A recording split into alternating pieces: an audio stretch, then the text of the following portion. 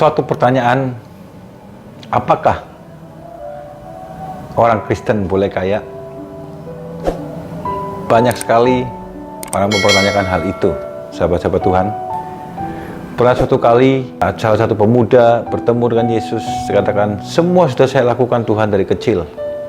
Hukum Taurat dilakukan. Apa yang belum harus saya lakukan untuk saya menjadi sempurna? Apa kata Yesus? Yesus katakan, jualah segala milikmu. Maka orang muda itu akhirnya dengan letih lesu dan meninggalkan Tuhan. Nah, cerita tersebut apakah diartikan bahwa orang Kristen itu harus menderita sebagai orang miskin, tidak punya harta? Apakah orang Kristen itu tidak boleh kaya? Tentunya saya katakan tidak. Kalau kita tahu dalam perjanjian lama bahkan banyak sekali hamba-hamba Tuhan yang dipilih oleh Tuhan menjadi orang-orang yang kaya dan sukses.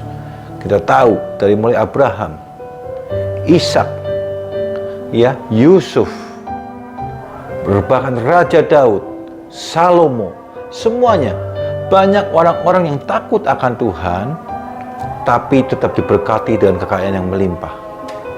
Jadi intinya sahabat-sahabat Tuhan, orang Kristen itu bukan tidak boleh menjadi kaya secara materi. Oke, mari kita buka di dalam Matius. Ya, di dalam Matius, sebentar saya lihat dulu. Matius 6 ayat 21. Kita baca ya. Matius 6 ayat 21. Karena di mana hartamu berada, di situ juga hatimu berada. Karena di mana hartamu berada, di situ juga hatimu berada. Jadi sahabat Tuhan, saudara sekalian, jelas sekali firman Tuhan katakan, di mana hartamu berada, di situ hatimu berada. Maksudnya begini, kita bukan tidak boleh kaya. Sekali lagi saya katakan, bukan kita boleh kaya. Bahkan Tuhan ingin anak-anaknya menjadi sukses dan berhasil dalam hidupnya, untuk memberkati sesama kita juga. Semua itu tergantung di mana hati kita menaruh. Apakah kita menaruh pada kekayaan kita? Apakah kita menaruh pada Tuhan? Ada suatu cerita orang kaya yang menyimpan semua hartanya sampai dia berkata, akan kuapakan ya harta segini banyak? Akhirnya dia membuat lumbung-lumbung yang besar untuk menyimpan hartanya. Tapi apa yang terjadi? Dia meninggal dunia langsung saat itu juga. Nah, Tuhan tidak ingin kita punya hati ada di dalam harta kita.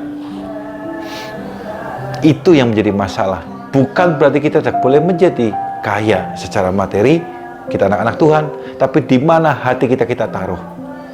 Kita buka lagi di dalam Matius 6, kita belajar di dalam ayat yang ke-24. Ya. Di sini saya katakan Matius 6 ayat 24. Tak seorang pun dapat mengabdi kepada dua tuan. Karena jika demikian, ia akan membenci yang seorang dan mengasihi yang lain. Atau ia akan setia kepada seorang dan tidak mengindahkan yang lain.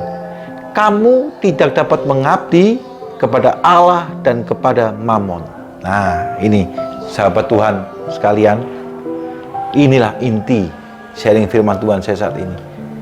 Di mana tadi hartamu berada, di mana hatimu itu berada. Kita tidak bisa menyembah di antara dua hal. Kekayaankah, apa jalan hidup kita kepada Tuhan? Kita yang menentukan pilihan kita sendiri, sahabat-sahabat Tuhan. Jangan sampai kita punya kekayaan kita, tapi kita simpan, ataupun kita merasa sayang, sehingga kita tidak bisa juga memberi.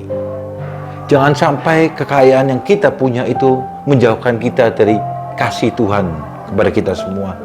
Kamu tidak dapat mengabdi kepada Allah atau kepada Mammon. Jadi begini, kita bayangkan aja ya, kalau kita menjadikan Allah dalam hidup kita yang utama, berarti Mammon adalah menjadi hamba kita. Nah, itu yang Tuhan mau. Bukan dibalik, Mammon yang menjadi Allah kita menjadi hamba kita. Ngerti maksudnya, sahabat Tuhan? Jadikanlah uang itu bukan kita diperbudak oleh uang, tapi kita menjadikan uang itu sebagai budak kita. Itu maksud saya. Jadi di mana hatimu berada, disitulah kita harus tetap. Jangan kita mengandalkan segala kekayaan kita. Jangan karena kita kaya, nanti kita menjadi sombong, bermegah diri, dan sebagainya. Tapi biar kekayaan itu yang dipakai Tuhan melalui kita, berkat yang Tuhan berikan melalui kita, itu akan bisa menjadi memberkati banyak orang. Itulah maksudnya, bukan berarti orang Kristen tidak boleh kaya. Tuhan suka dengan kesuksesan, Tuhan suka kita menjadi kaya. Tapi di mana hati kita berada, itu yang terpenting. Jangan sekali lagi, bukan uang yang menjadi Allah kita, tapi biarlah uang itu yang menjadi budak kita. Atur uang kita sedemikian rupa, kekayaan kita sedemikian rupa. Apalagi saat-saat ini di masa-masa pandemi, saya banyak mendengar di internet akan menjadi jurang resesi di Indonesia. Bahkan katanya di internet ya, saya tidak tahu itu hoax atau tidak, Singapura menuju jurang resesi, Korea Selatan menuju jurang resesi, akan disusul oleh Indonesia ke depan.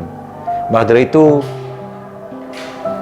pergunakanlah berkat yang Tuhan berikan kepada kita semua, untuk kita juga dapat memberkati sesama kita.